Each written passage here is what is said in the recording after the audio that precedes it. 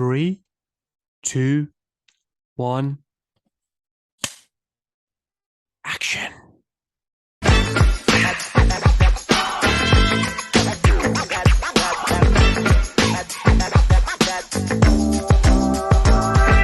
Well, let me tell you something, brother. Hey, Zach, how you doing, buddy? Let me get my video up here. Hmm. How's it going? I'm good, man. How you doing? Doing good, doing good. Yeah, can't complain. Can't complain. Finally starting to recover from the weekend. So, Oh, yeah, all good. All good. How are how? you? Yeah, I'm all good, man. Thank you for doing this first and foremost, and lovely to Ah, also meet you virtually. yeah, same here, man. I've been looking forward to it. This will be fun. Thanks for reaching out. No, no, all good. I mean, I knew I wanted to do this for a little while. I knew it was going to be like a year. It was going to be the year anniversary of this like little documentary, the A&E one on Steve's final match, and I was like, well, actually, who better to like kind of discuss and reflect with than a fellow Steve Austin lover and Yep. the author of this bad boy. There we go. Nice. I love that. That's awesome, man. Thank you. That's so cool. Yeah, I mean, no, this is so how long you been doing the show for? I mean, not too long. I had a bit of a chunk that was a bit of a break, I guess you could say. So it kind of disrupted the I like upward momentum, if you will. So maybe about a Sure, year and a sure. half, probably. Sure, shall I say? Okay, So, but nice. we've been rolling pretty well in the last few months. So it's been really nice. So obviously, as you know, you just keep swinging, and we're slowly, stepping up, That's growing, the and only way to do it, man. Yep. maybe get to your level and interview Steve Austin one day. So, hey, you know what? It's possible. I can tell you that it's possible. So That must have been the pinnacle for you, man. it was. It really was. Like it was kind of the end of a journey in a lot of ways, like being able to do that. So yeah, that was really fun. And yeah, no, it's cool. And yeah, Was it you know, everything you expected, or was it yeah, better, or like how it? well, it pretty much went as I expected. I guess I was surprised that like he seemed really passionate, like talking about not wrestling, like he Mm, seemed like when you brought up the beer, like the racing stuff that he does, he seemed very passionate about, not that he's not about wrestling, but yeah. just he's doing that now. And it was cool to hear him talk about that. So yeah, no, it Yeah, went like I thought. yeah. Yeah. I was happy for you as well. Just I was like, oh, Zach got to do that. I was like, I thought that was just such a really cool thing and like a Thanks, nice man. full Thank you. circle moment. It was. It definitely was that. Yeah. So yeah, But no, it was I good. didn't expect us to be talking after Steve Austin almost murdered a young lady at WrestleMania. I know. I I saw that happen. I'm like, oh my God, he's either gonna be in trouble or like they're gonna. I mean, yeah, it didn't look at it back in slow motion. I think she took a dive on that, but hey, Yeah, hopefully, I was like, wait, because I think it just hit the railing, and like yeah, obviously, I think it startled her more than anything, by the look of it, at least. yeah, yeah. But Still, yeah, he's got to button up that riding. yeah, yeah. I mean, what we're just talking about. There's obviously a lot of conversations about goats and stuff, since the weekend, Cena and all that kind of stuff, and there's arguments for everybody. But like, I'm sure you feel the same way. Steve's the goat. If I encompass everything, like promos, star power, wrestling, everything. Obviously, your book talks about that in detail. Yeah, For you, like, is he the GOAT? Like, what makes him the GOAT? he is the goat for sure. I think on every level he checks that box. I mean, when you break it down, what do you want? What does a goat mean? In pro wrestling, I think you can define that a lot of different ways. But I think no Mm, matter how you define it, he's there. I mean, if you want to define it from a star power perspective, obviously he's number one. If you wanted to define it as like who is the most over guy ever, mm, he's number one. I think if you want to define it as a guy who had a lot of iterations of his career, I think he's number one. I mean, you see yeah. that in the book for sure, like singles heel, tag team, back to a singles heel, reinvents himself into Stone Cold. He even tries that as a heel. It doesn't really work. He Mhm. goes back. Like there's a lot of different chapters of his career. Um, in the ring, I think he is not Will Ospreay, but he people care about his matches, and he's had Yeah. some big time top draw matches with The Rock, with Triple H, with Kurt Angle, like Even with The Vince. Undertaker. Vince, right? How can I forget that? Like there's he's responsible for an entire era, and he's had top matches in that era. Obviously, the Brett stuff stands on its own. So no matter how you slice it, mic work, Yeah, yeah, is yeah, incredible. Like it's really like when you break it down, like he's not, he's not John Cena, and he has his own style and he has his own rhythm and stuff like that. But he pulls you in, he makes you care, and that's what a promo is supposed to do. I mean, yeah. that's what it's supposed to do. It's supposed to sell what the story is and make people come out and see. So any way you slice it, I think he's there. I think he's there. I 100% agree. And like I think you said in the book, I think you talked about when you and I think it was your sister were watching when he does Yeah, the beer, the famous beer the incident beer with thing. Rock and stuff. Like, and you talked about how like engrossed you were. And I was trying to like, I was reflecting back to my childhood and I was like, I don't think there's anyone I like the spectacle of everything, but no one actually kept me in Yeah. and then just completely engrossed me into this world like Steve. Like, I mean, I was like 4 or 5 years old. I don't know if that's a great thing that I was immersed by Steve Austin, but, Hey, but but it's hard not to. I mean, yeah, especially for a 4 year old, like it's hard not to watch that. I mean, yeah, I've got kids about that age, and like, you know, they love the stuff that they know they're not supposed to be watching. yeah, They love that. So like, and there's definitely an element of that to his work. It's like you're seeing this edgy guy that is in some ways just hanging on by a thread, but yeah, everybody's reacting to him. And I just think like when you think about what wrestling and what pro wrestling is supposed to be, um, like in the end, what it's supposed to be, and it can mean things to a lot of different people. I get that, mm, but you want there to be reaction. Like that's the whole point. Like you want to get people to invest one way or the other, so they come out, they make a lot of noise in a certain way, and you sell big fights like that. And mm, so it's not to say that like good matches for the sake of good matches isn't fun. I think it is. It's not to say that characters that are kind of black and white and they play in that gray area can't work, because sometimes they do. But the cleanest formula is just getting somebody that the fans like, putting them against somebody that the fans don't like, and watching that big fight happen. And when you look at Steve Austin's body of work as Stone Cold, during like inside of that formula, it never misses. It never misses. People care yeah, about what he did. yeah. I mean, your book does a wonderful job of like that, like bringing all that together and like Thank you. why he's so like great like and why he is arguably the greatest because like it's all these pieces like I wasn't actually expecting like the level of detail you break down some of the matches and I was like Thank oh you. and but the like how thorough it is you pick out all these little tiny nuances and like what my favorite thing actually is in the very first breakdown of the match you in his like first like one of his tag matches in Texas you pick out Uh-huh. all the little like glimpses of what he was known for 30 years later or whatever. Like he talks, you do the, the finger pointing, the walk, Uh-huh. all of it The walk. starts to, Yep. yeah. And then like it comes full circle at the end of the book where it's just ingrained in his matches and he's reacting to the crowd and he's doing this. And I was like, that was really nice. It kind of all comes together. Whether you intended that or not, I don't know. But it No, definitely you know did. what? Thank you. It warms my heart because that was the intention. Nice.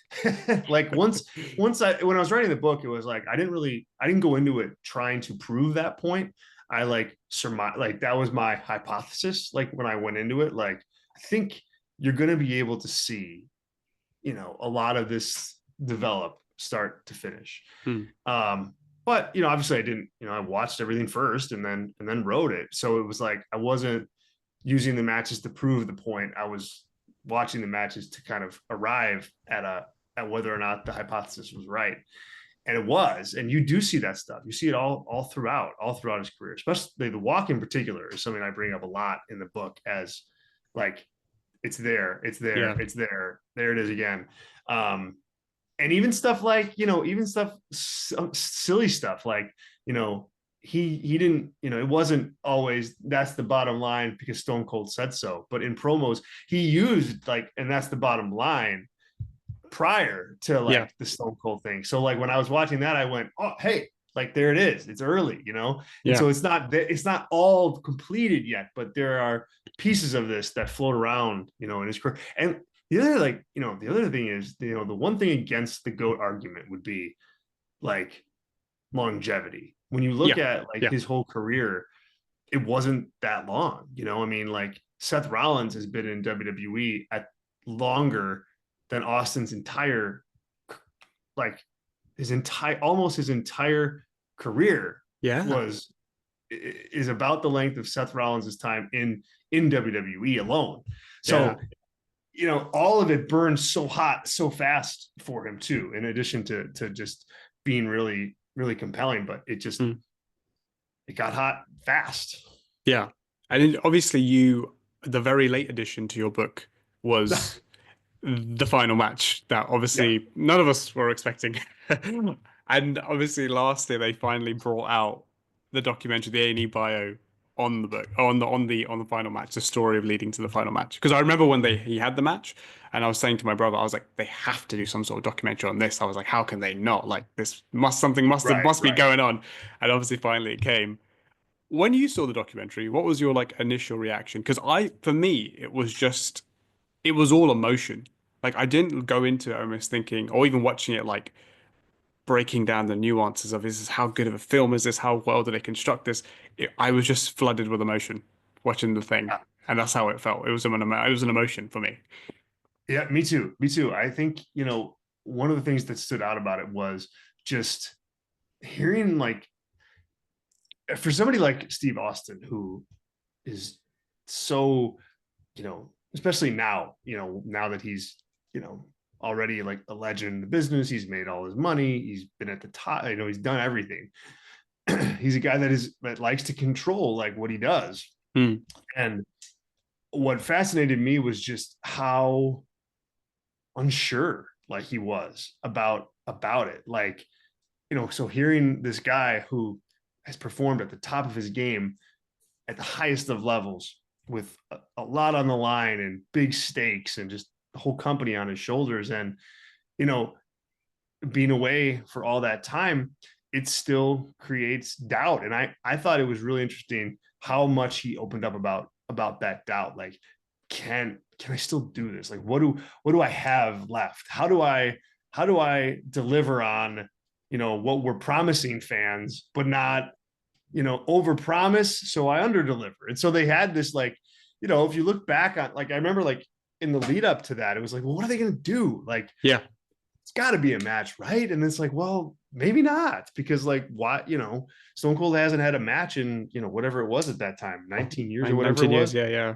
So like, so you really didn't know, and then you watched the documentary, and like they didn't know either. They had no idea like what they were going to be able to get until kind of like near the time where they were going out there. So I just thought him kind of being transparent about that doubt, and having like other of his peers like talk about it too. Like they had Triple H talk about it. They had mm, Undertaker talk about like, hey, you just don't know what you have until you get out there. So all this all this uncertainty was abound in it. And I thought the documentary like really did a nice job of like capturing that mm, as really the main story. I mean, or the secondary story. The main story obviously is he came back, he had the match, it was great, people loved it. But the secondary was, man, we don't know. We don't know what's yeah, going to happen. yeah, yeah. And I thought that they captured that pretty well. Yeah. It really did take us back to that situation of like, is he gonna wrestle? Is he not? Like if Yeah. you didn't follow the build up, it really does put you in that like, oh, it literally was that like because I remember like feeling it. I mean I felt it up until the bell rang because part of me was like, don't wrestle. Like, because I'm like, don't Right. as a fan, I'm like, oh, that was kind of a poetic ending with The Rock. Don't ruin it. But Yeah. also I can't say I'm lying if I don't want to watch it. Like I do want to Well, see that's the you. thing, because like it's so true. It's so true because he had like a pretty poetic ending. He stayed. I mean, he was around, but like he didn't wrestle a match for Yeah. 19 years. And, there's, I mean, no, hardly anybody at that level like stays away like that for good. Yeah. And it turns out he didn't either. But like, it's such a risk that you take, when you go out there. Because if you go out there and you have a match like the Undertaker did against Goldberg, in Yeah. Saudi Arabia, it's like, whoa, man, I just tarnished the legacy a little bit. And I think Steve Austin, I know that he's protective of that, and he should be. And I think there's a lot of value in protecting that. So when you go out there and you do this and you're not really sure what you have and you're not really sure how it's going to go, and even if you think it's going to be okay, you don't ever really know. And so it's a big risk. And the documentary, yeah, again, it does a good job of like capturing the thought process of that he had with that. And in addition to the fun stuff about just seeing him out there and people like, the documentary was fun in that regard too. Like seeing Bailey and Sasha and Becky, or not Sasha, but Becky kind of react to him being back is cool. And, Yeah. but All the for as cool as backstage that is, stuff. yeah, it's kind of like fluffy stuff. I think the more in-depth kind of like, holy crap, this is risky, was a good angle to take for the piece. I think what got me, and maybe this is me getting older and getting more softer, is what I really loved was, when it caught me off guard and I didn't expect it. When he starts crying in the car, when he's talking about he's going to be the main event, like that got me big time. I was like, oh my God. Like, because you never see that from Steve. You never see that from him. And like, when, so there was a lot of other good stuff on that show, I mean, when you think about what was on that show, you It was had the a same really night big, as Cody came back as well, wasn't same it? night as Cody and Seth. It was the same night as that really good, Becky and Bianca match that they had built up for a really long time. Like both of those matches could have easily occupied that spot. And I think in the end, and had it just been, all right, we're going to do a little Kevin Owens segment and then you're going to hit the stunner and that's going to be it, and beer and all that. I think people would have been happy, but I think you'd look back on it differently now when you'd be like, really? Like they main evented WrestleMania night 1 with a Kevin Owens show segment? Like it stands out a lot better, that he had the match. But it was emotional, like watching him get that way. Cause he's not that kind of guy, really. Or at least not, his public persona isn't like that. And I think I could probably count on one hand like how many times I think I've seen him cry in like some sort of interview or anything. Yeah, right. He's done it like when he talks about that last match with The Rock and like kind of having that moment with him in the ring. And then I don't know that I can think of any other one. I think maybe the Hall of Fame. I think maybe, he kind of did welled up a bit there, and then on this. So it was cool. It's I'm glad they have the documentary because it is such a moment. It's such a cool moment. And it just it's one of those things where, sometimes I think WWE can produce like really like fluffy stuff that's just kind of like PR more than anything. And this was more like, I thought this was just more for the fan of Austin, who, you just got another bit of insight of kind of like of his career. And with the book, like I remember writing, this doesn't have anything to do with the documentary, but like I turned the book in January before this match happened. It's like before 3 it even was months announced. before. Before there was even like a thought. And so, when they announced the segment, I remember like checking in with the publisher being like, I think, if they do a match, like I'm going to write, an addendum to this. So we should delay like any kind of editing and, whatever book stuff, like let's delay that, and let's see. And then sure enough, so they did the match, and then I had to like go back and like write it and watch it a whole bunch over again. And like, so it was, but it was fun to kind of like, I put the book to bed for about 4 months at that point, and I got to like reopen it and rewrite part of that stuff. So that was a fun element of this too, kind of If being able to add it in. yeah. When he when there were rumors that he was going to do one at WrestleMania 39 or something at WrestleMania 40, I was like, oh no, like I've got a complete picture here, like no more. I was, to be honest, when he had this match and I heard the rumors again after, I was like, no, like that was perfect. Don't do that one. It Don't is, do that one. yes. Well, because I mean, gosh, he's what, 59 now or something I like think he's that, 60 now. 60, Yeah, just turned 60, 60. I think. Yeah. So, I mean, like, When's enough? well, yeah, it's enough. It's Yeah. enough. Like, whatever. Whatever. He did the thing this And year. in That's the doc, I fine. think he says it as well. He's like, yeah, I think he laughs when they ask him like one more. He's like, no, I'm good. Yeah, Right? he's Yeah. good. He's good. And that's good. And I think, yeah, it makes you wonder, like, had he not been so steadfast, in not doing a match within that 19 years, like Hmm. what was on the table too. I mean, you've had, you know, I mean, John Cena was there for him to work with. CM Punk was there for him to work Yeah. with. Like, there's, Hogan. all sort. Who's that? Hogan was a thing. Hogan, Yeah, right? it Was was a another, thing, right? yeah, Wasn't it? another big one. But even like guys like, Randy or Yeah. Brock, like there's Mm. Roman, like you could, like, you just wonder. Yeah. And so, but no, I think it was perfect. And yeah, the documentary, like when we were talking about doing this interview, I watched it back Yeah. again. And yeah, it's cool. Like, I love it. I love that it's not like overly long. It's like Yeah, because I remember what I saw pretty, is like I think without adverts like 40 odd minutes, and I was like, first I was like, oh, that's so short, but I was like, actually, no, yeah. it doesn't need to be long. Does It's Yeah, it like doesn't need to be like, I think it just did a nice job of capturing it all. So yeah. Well, I'm guessing because obviously the chapter on that match, the last match, is like a little shorter. Obviously, I imagine if it wasn't so sudden, you maybe might have dug into it a little bit more. yeah, well, and if I had the documentary then too, there would have been a lot more to dig Yeah, into. yeah. But it was pretty much just like one promo, that he cut, like, and then the match. So that, Hmm. there wasn't a ton to like sink your teeth into.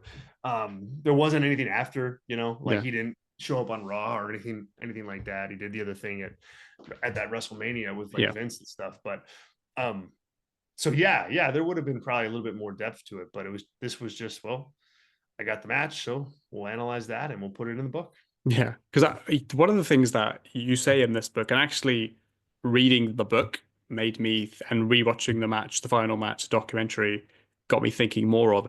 And I always felt this way. I don't, whether I consciously knew it, I don't know if you felt this way.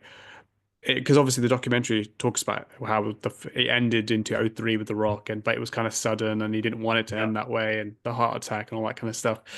But I remember thinking as I got older, and I was like, well, that kind of just happened, and I didn't like as a fan, I was like, I didn't really get to say goodbye. Like it just right. he just got taken, and then so there was that part of me was always like, I want one more where I know he's gonna have one more, and I want to say goodbye. But obviously 19 years was later. I was a bit like, oh, that's a long time. But I didn't realize that was a part. There was a part of me that was like, actually, he didn't get to end. And that match is really good, the WrestleMania 91. But I think you say in the book, he holds back because obviously his health was, Yeah, I mean, he and had you a can really kind of big see health. that. You can. I mean, it got to like, it was good. I mean, look, I mean, Rock and Austin is always going to be good. Like, I think there's Mm, always fire there just because of the two characters and the history and the chemistry. Like, so they don't have to do a lot to have a yeah, good match, and they didn't in that match. But to your point, it is an abrupt ending. Like, it's just, he's, at that point he comes back, and then they build to that match, and then he's gone, you know, mm, and he's gone for 19 years. Like, it's like there were moments obviously with the GM stuff that he did afterwards, and yeah, I don't really get into that in the book too much, or the yeah, sheriff angle that they did, but he was gone, yeah. and uh Did you he feel had that been. like? Do you? I mean, whether I've said it now or did it spark it, or if that sparked anything? But did you ever feel that way, where you were like, he just kind of went and Oh we yeah, didn't for get to end sure. it. It didn't get to end like how you'd like fantasize, I guess. Definitely. I mean, and like, I don't know. I mean, in interviews, he said, like, there's this it's kind of like forgotten documentary that they did. It's one of the first ever behind the scenes ones. It's on the WrestleMania 20 Yeah. Yes. DVD, Yeah. and Mania of WrestleMania. yeah, the Mania of Yeah. WrestleMania. Yeah. Yep. Yeah. And they get him on camera, and he's he basically is like, he's clearly like in a bad place. You know, Mm. he is pretty negative on everything, and he's negative on having to leave, and he's negative about like, why does it matter? You know, like who cares that I'm leaving? It's like, well, you're just, you don't see it, but you're the biggest star in the history of the business, arguably, and you're just going away. And so like he didn't get that, you know, goodbye. And I don't know that like a stone cold um retirement, you know, I don't know that doing something like Ric Flair got, or that Shawn Michaels got, would have like been appropriate for him, because it's just not Mm. the kind of character he was. He was like anti-establishment, and that's all Yeah. very establishment. Yeah. So, you know, I think that, but I do think there was a way to do it where it's not just you're Done. gone cold Yeah. turkey either. Yeah. And so, yeah, no, I it definitely felt that way, and I think the whole, you know, I don't want to get over dramatic here, but I think the whole industry felt that way. It's like all of a sudden, Yeah. man, he's there, and now he's gone, and The Yeah. Rock's gone, and Yeah. you know, it's like you lose some big time star power. So when you go back to that time, WrestleMania 19, you know, it's why they put Brock over so big, because he was a new face of the company. You know, Kurt Mm. Angle was, you know, positioned better. Triple H obviously, you know, got a big boost, you know, after that. So it was abrupt, and it rocked, you know, it rocked everything, in addition to just the fans having to like adjust to that not being around. The whole company did. Yeah. No, no, for sure. And like I think like I said, like the documentary like, highlights that really well because as we got rocked, and like obviously it shows that he was rocked as well because he didn't know what to do with his life. Like he seemed Yeah. obviously he went very kind of in He, like a bit of a downward spiral, and he's like, where do I so that go? was really, that's an interesting part of the documentary too. I'm glad you brought that up, because yeah, he paints a pretty bleak picture, like right after the retirement, of like, I'm not I'm not good. I'm not, you know, he admits it. Like I was not in a good spot. I didn't handle, you know, not being a pro wrestler very well. Mm.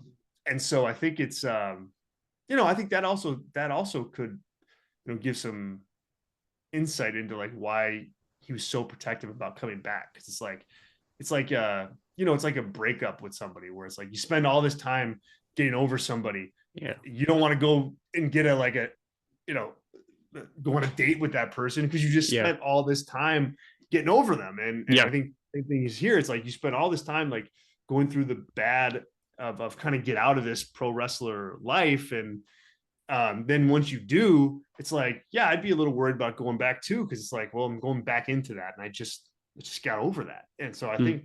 I think that there's something to that as well.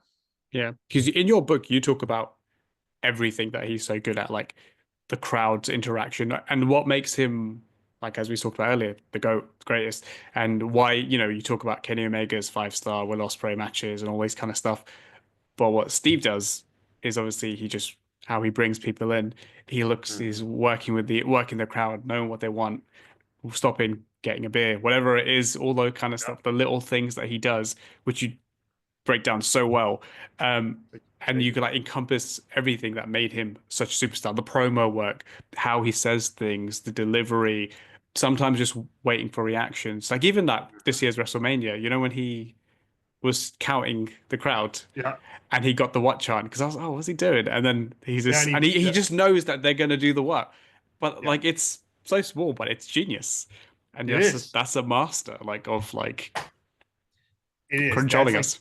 perfect control. It's like, yeah, it's like perfect control. And um, you know, one of the things that I love about his promos is just the, you know, like these days, you know, and it's not that the promos these days are bad. It's just like when Steve was cutting the promos at Stone Cold, like he would just walk around the whole ring. Like he would just be over here and he's over here and he's walking Hmm. here and he's like, and I just was watching them and I'd be like, yeah, man, he's like making sure he gets to every side of it, whether it was planned or not. He's getting to every side of the ring. He's getting to every side of the audience. He's making sure they can all like react to them. And it's also something that you can't take your eyes off of, because it's this pace that's bam, bam, bam, bam.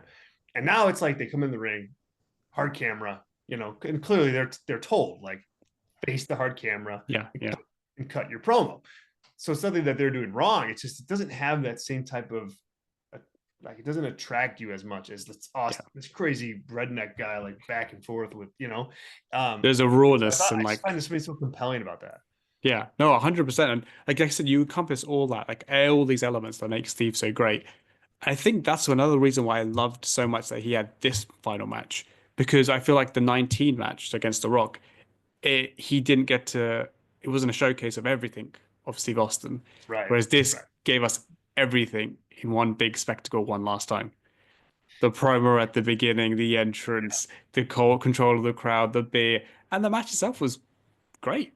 Like Yeah. it was Well, what it it was what it needed to needed to be. be. Yeah. Yeah, yeah, exactly. Yeah, yeah. So much fun and I think that part of me was like, oh, like, yes, this is how it should have ended.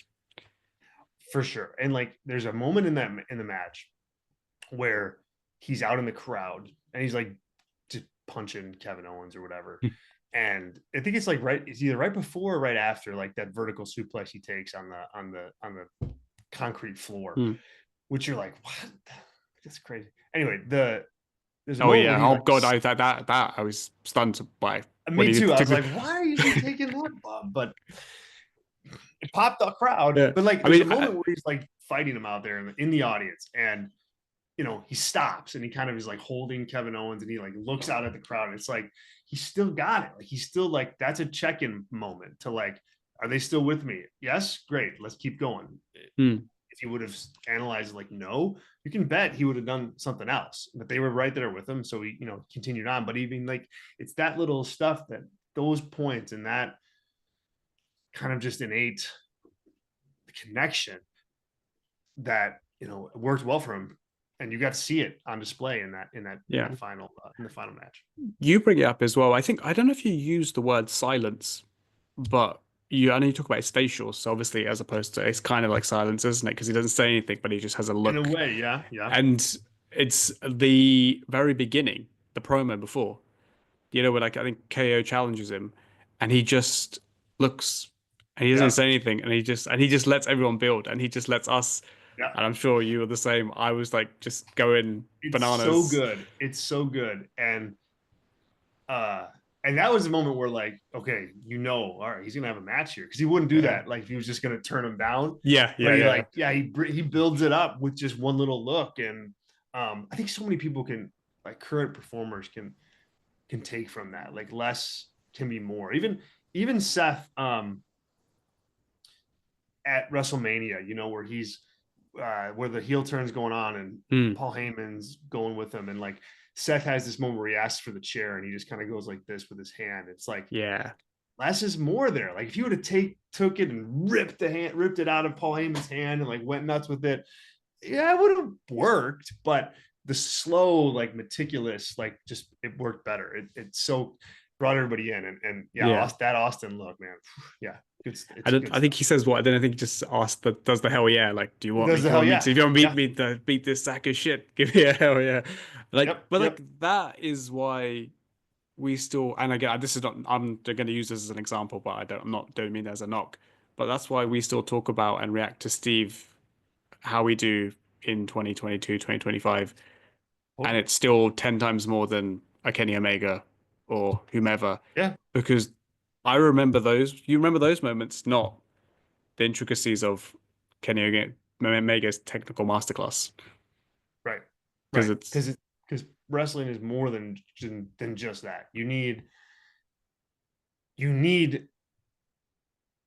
it all, and like everybody brings something different to the table. So Kenny obviously is a guy that has just tremendous in ring hmm, ability, creativity, just the uniqueness of his whole style, and he brings that, and he needs to bring that because he doesn't have what Austin had on the other side.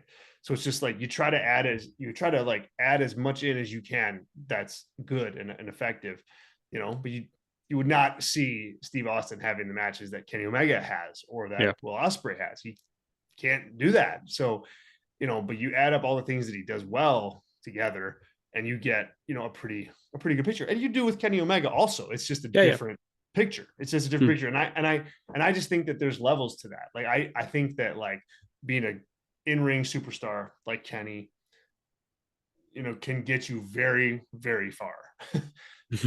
But I don't think it can make you an iconic, you know, cultural changing star like Steve Austin was, or like The Rock was, Yeah. or like love bringing this guy up, but like Hogan was, it Yeah. was Yeah. different.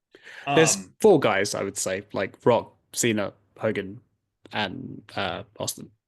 yeah, Yeah, yeah, I think they that's pretty accurate. like in And terms of if I was to go to like my rant, some of my friends who have no idea about wrestling, those are probably like the four names I could bring up, and they'd be like, "Oh yeah, yeah, yeah, I know this." yeah, it's why, like it's why Bret Hart isn't the biggest star in the history of wrestling. There were parts of his game that were not as developed. He was great Mm. in ring, tremendous in ring, and he's one of the best ever. But he lacked some of the personality stuff. He lacked some of the character stuff, and Mm. so that's why you can, there's only a handful of people that you can put on that like tip top, elite list. Yeah, no, absolutely. Like you and I like what you said in the you actually you highlighted, and I actually thought the exact same thing. You know, his initial stomps and punches on Kevin Owens during the match. Yeah, There was a part of me, so obviously the bell rang and I'm like going bananas and I'm super ecstatic, but then I'm still scared because I'm like, don't go bad. But then we I doing the know. stomps and I was like, oh, it's a bit slow. And I'm like, Yeah, okay, okay. But then obviously it picks up and then it's great and yeah, everything's awesome. But I was for a moment I was like, oh no. Like I yeah. He don't know. looked every bit of 58 at that point. Like, Yeah, yeah.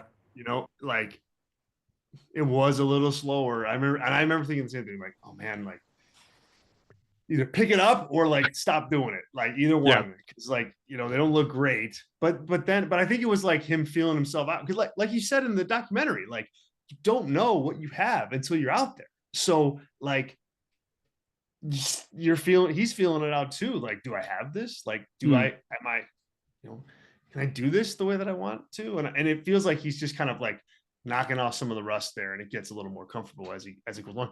When I interviewed him for Sports Illustrated, he mentioned that he didn't train in the ring. Like they didn't send him a ring down. Yeah. So like because again they didn't know what was going to happen. So yeah, wasn't able to knock off that rust, and I think that moment in the match is like him doing that, like figuring out like, all right, like let's get some grease on the skids and let's go. Yeah, I guess. I mean, and I knew what he was doing when he was drinking the beers.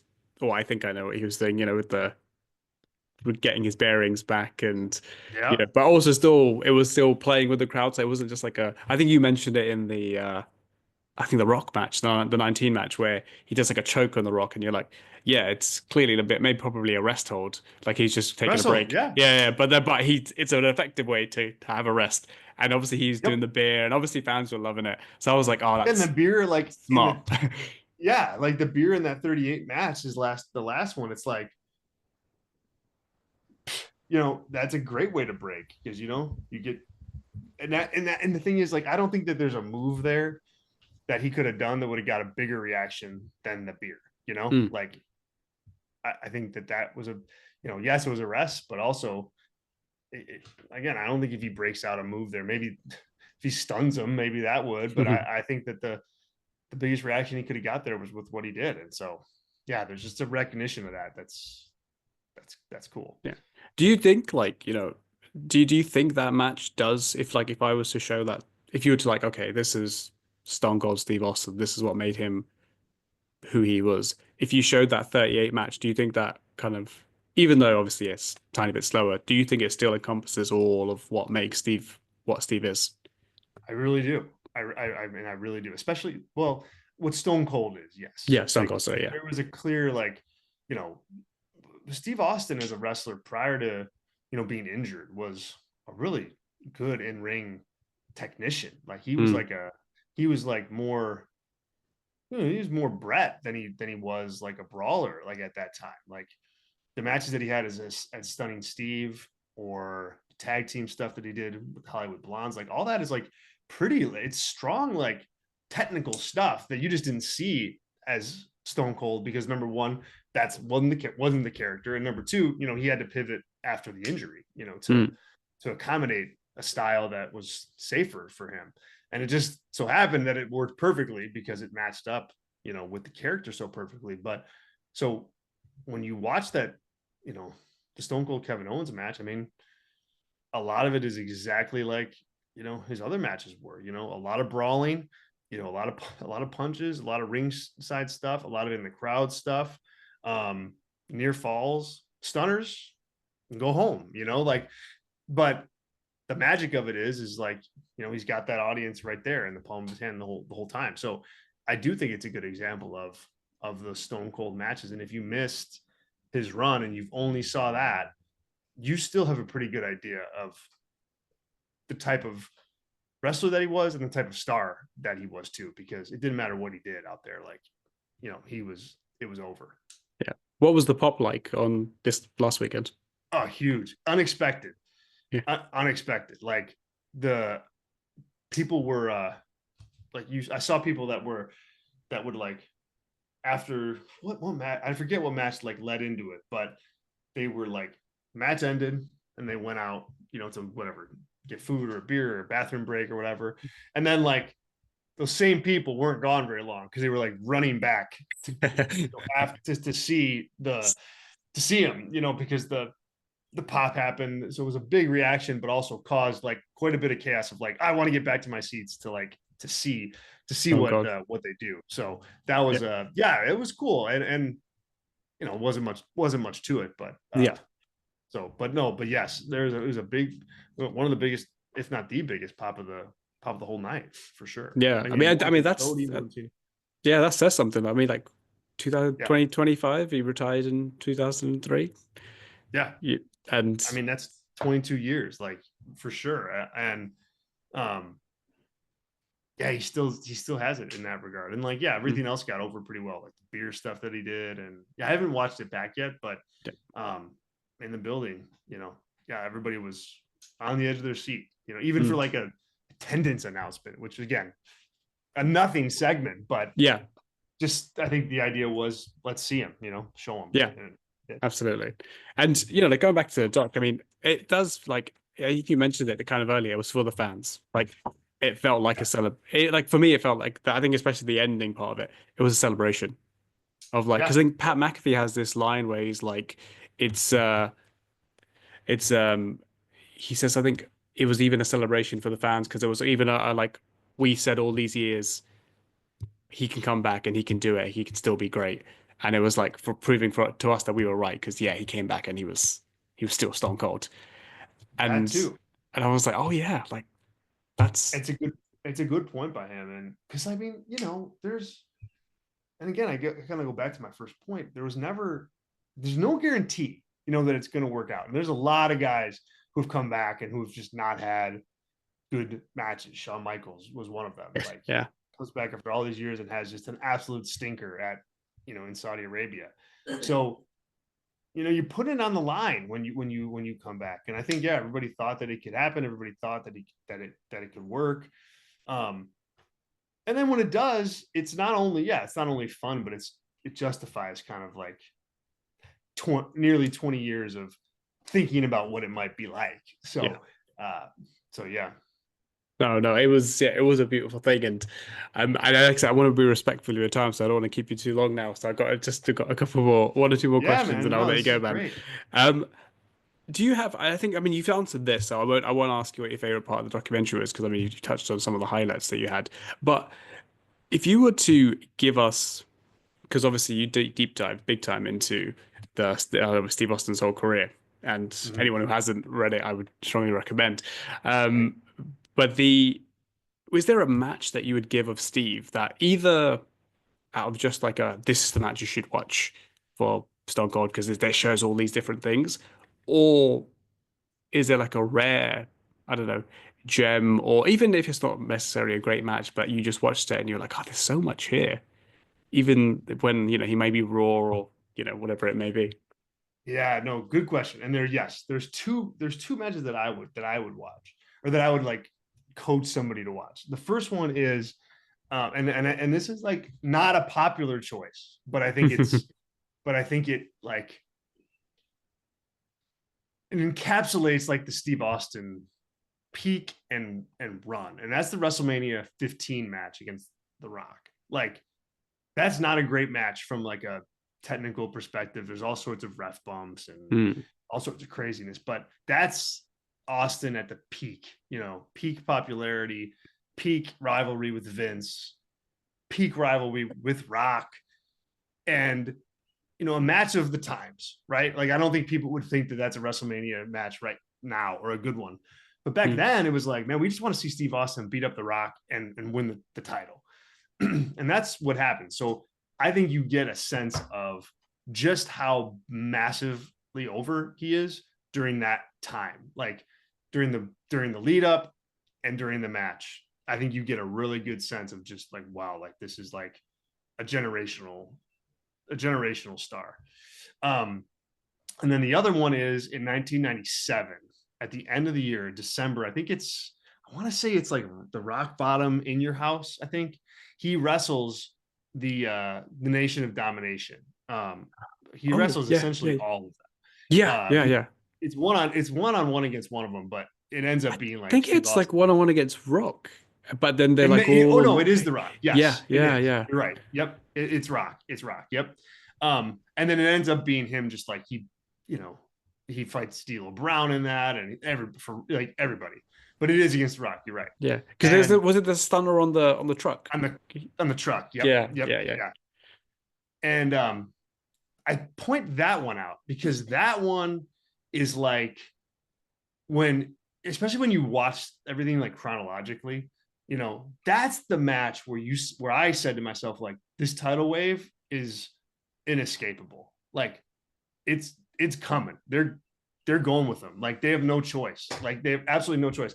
If they didn't want to, they have to. He's too popular. And that's a match where I think you see that. So like 15, it's like he's already this huge mega star over.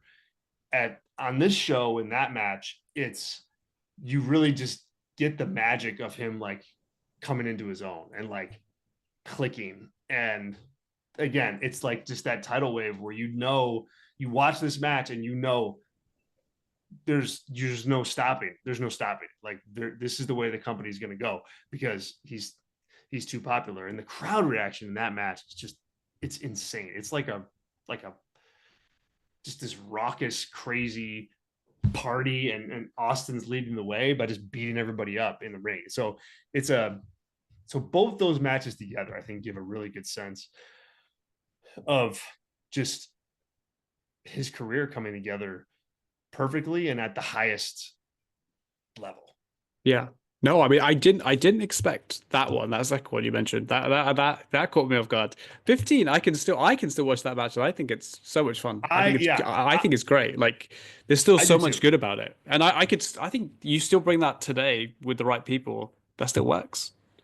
I think so. I know it. Like or like at least some in circles that I've been in. Like they have had better matches. Him and Rock, like 17 was a better match, but like, yeah, right. 17 was better. I think 19 was better, but this one is special because it's peak everything for him. And they weren't doing stadiums at that time, but no, they could have. I mean, could have. So yeah, so like I guess those are kind of out of the box. I mean, my favorite match of theirs is my favorite match of his is Rock Austin at 17. I mean, is that your favorite Steve match? That's like my personal favorite. I love the match. I love the build, just the building, just everything. Like it's really good. Greatest promo package of all time. Best promo, yeah, right. And it's just but I think you can't show that match to somebody though who doesn't know Steve Austin, because he turns at the end and it's like that, it kind of like goes a completely different direction after that match, which is why I recommend the other ones, because that's more core, like Stone Cold. Yeah. No, I agree. I mean, my favorite is actually the Bret Hart one, which obviously was in the Hall of Fame just recently. Yeah, sure. And another fantastic one. Your breakdown of it though, like that, like all the little nuances, like, and he actually aligned. It was nice Thank that you. actually that's just gone in the Hall of Fame, and they've obviously Brett Yeah. and Steve have been speaking about it so much.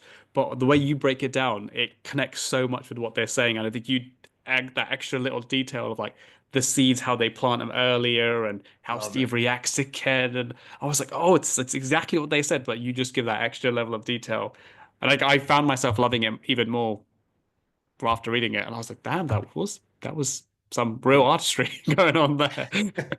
Well, thank you. Yeah, I appreciate it. Yeah, that was a fun one to, like when I was writing the book, it's like you knew that one was going to be a good one, yeah, to break down. And so I remember when it came time to do that one, I was like, all right, like here we go. Like let's really like dig in, because this, one of the best. Same thing with 17.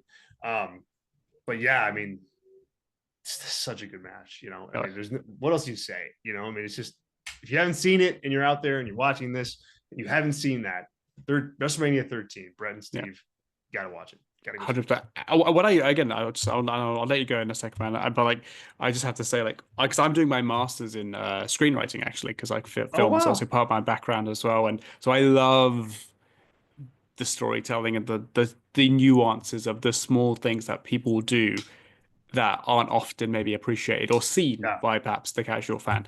And the way you break that down, and like I've said it so much, like I'm like wrestling and film and the structure of how you tell a story so well, it's the same. It's like hmm, it all connects so much. Like it's people either don't want to see it or sometimes don't know it. But yes, like but when you talk about that match, and I was like, all those little things that they were doing, how Steve was bringing, like we were talking about in our module this term, like how you make people care about a character, how you make a protagonist, and Steve was making himself a protagonist in that match. With all the little things he was doing, Brett beating him up, how he was fighting from underneath, and obviously the pushing up from the the sharpshooter. pushing up, yeah. Yeah, but you say all up beforehand with like the blood and how he's fighting from underneath earlier, to then how all those little things then make that epic finale epic. Right. And Well, you like, kind of like, it's like, yeah, it's kind of like, it's like catching a fish. Like it's like you gotta put the work in. You gotta like set the bait, and you gotta like set the hook, and you don't, all that has to be perfect. And then you can reel them in. But you got to get it all set up yeah, perfectly, right? For you to catch it. And just like, it's just like a wrestling match.